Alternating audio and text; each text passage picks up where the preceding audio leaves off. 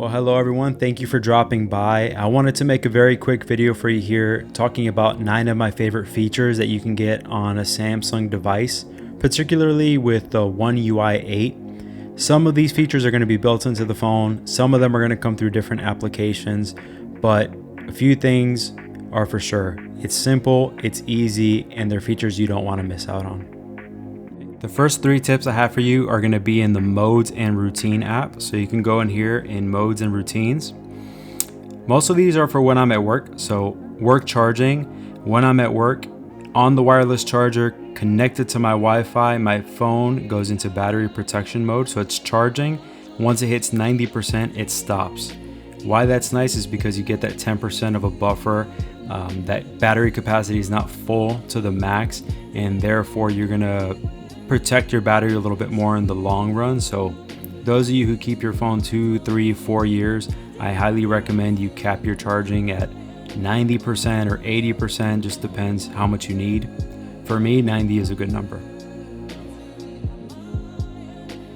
I have the always on display turned on at work. I usually have this off, but at work it's very nice. So connected to my Wi-Fi on the wireless charger, the always on display turns on, and so that way I can see what time it is, see if there are any messages or any notifications that I need to get to, and instead of keeping me distracted, it actually helps me not get distracted. I glance at my phone, all clear, cool, no notifications, let me keep working. So that's a really good one. You can change the lock screen shortcuts that are on the left and right of the display when you turn it on. And you could use many different automations when it's connected to Bluetooth, with your car, when it's at home Wi-Fi. I have it so when I'm at work, it changes my left icon to Tesla, my right to my Cadillac app. So it doesn't matter what car I'm driving, I have easy access to the apps. I can control my climate control, I can lock the car, unlock it, and so I find it really handy. A few of the next tips that I have for you are going to be in the Good Lock app. So you come in here. Actually, let's go to the Galaxy Store.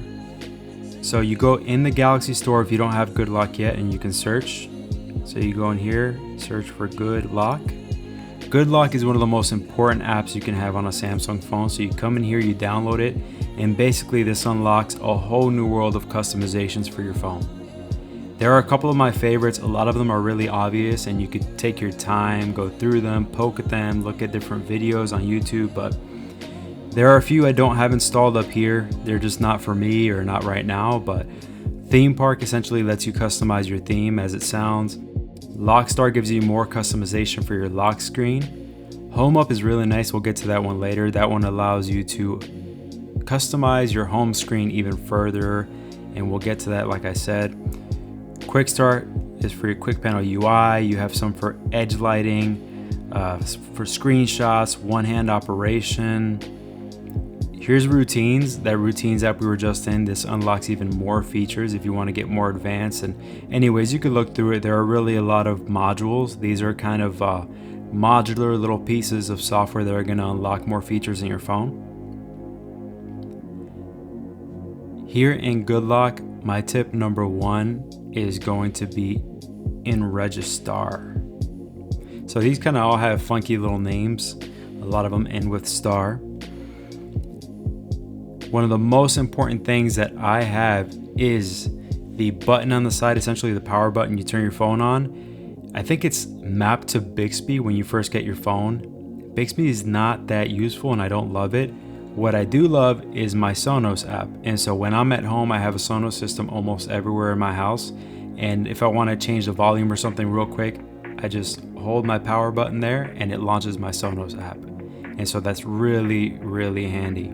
So you can set that for whatever app you want. It could be your Ring camera, it could be your favorite music service, it could be the Google Assistant or any one of these other features here. But this to me is one of the most important features. It's probably the first thing I change whenever I get a new Samsung phone. I set it to my Sonos app. The second feature that we're going to have in this app here in Good Lock, scroll down a little bit, it's going to be one-hand operation for me. Now, you can really customize this. You could look at my customizations, but really feel free to explore and do your own thing. What I did is I put if you swipe in from this side to go back, it goes back, right? No matter what app you're on. If I swipe down and to the left, it brings me to my previous app, just like that. Okay. And I find that super handy. Like once you get used to that, it's gonna be so seamless. You're gonna wonder why every phone doesn't come with that. I absolutely love that. There are a few other things you could do. You could like swipe up. I have that to be my search feature. So instead of swiping in, I swipe in but up. Swipe in straight ahead, that brings you back. And then swipe in and down, and it brings you back to the previous app. You can get really crazy with this. You could change the features on the left and on the right. You could change where the activations are. This is something, make a cup of coffee or make a cocktail, sit down and just mess with this, because this is an extremely powerful module you have here. You could also do long hold. So if I swipe in and down and hold, it changes my multitasking situation from like this little pill shape to the buttons as you see there, like old school Android again, see? So I can have that old school setup, or what I prefer is this, it's a little bit cleaner. So definitely get in there. One hand operation is a great application to get in. The next app that we're gonna get to here in Good Lock is Home Up. Now Home Up is extremely powerful. This is actually one of the newer modules that's come in, but there are a lot of really good things about it. So you can go to your home screen and you could change so many different settings. I can't get into all of them. We'd honestly be here forever. But this is something, once again, you just sit down and have fun with it. Don't be in a rush. It's about being creative. Something I really love is that you can back up some of your previous setups. So this is one that I had before. And that way, what you could do is come in here, save a backup, and that way you're not afraid to mess around with your home screen. You could always revert to what you had. You could change your task changer. You can change the way everything looks, the way your task changer looks. I like the tilt stack, kind of the regular thing it comes with on the phone. You can see app labels. You can add a search bar at the bottom. So even more customizations beyond your home screen there. Gestures. I mean, there are so many things here, but definitely take your time, jump in here and have fun with that. One of the features that you really need to take advantage of if you have a Samsung phone is the Edge panel. You swipe in and you could put a lot of your favorite apps. You could even put app pairs, like I have a few of my banking apps I could open at once to look at my accounts at the same time. So that's really handy. For instance, if I want to see the calculator, I could just tap on it. Let's say I'm in an app and I want to do a quick equation, but I don't want to close it. I can literally just drag it and drop it, and it opens a little pop-up window so I can do my equation. And then once I have my answer, I can minimize it. And just like that, it's super easy and one of the best features on a Samsung phone. It comes very much in handy, like if you're in an app, you have the two-factor authentication. For Gmail, I could just grab it, drop it on top without losing my place in the app. And so for multitasking, this is a powerhouse. You definitely need to take advantage of it. Usually you only have 2 rows of apps, but what I did is I went inside of Home Up right here, and then you go to Edge panel and you'll see a few more options. And this one at the top lets you go from 2 to 3, and that really amplifies the amount of applications you could have on there at once. Do not sleep on the Edge panel.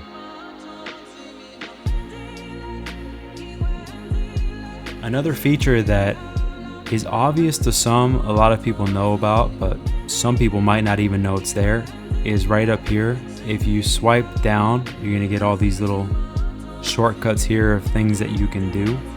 One of my favorite ones is extra dim. And so I'm gonna show it right here. I have it on my favorites.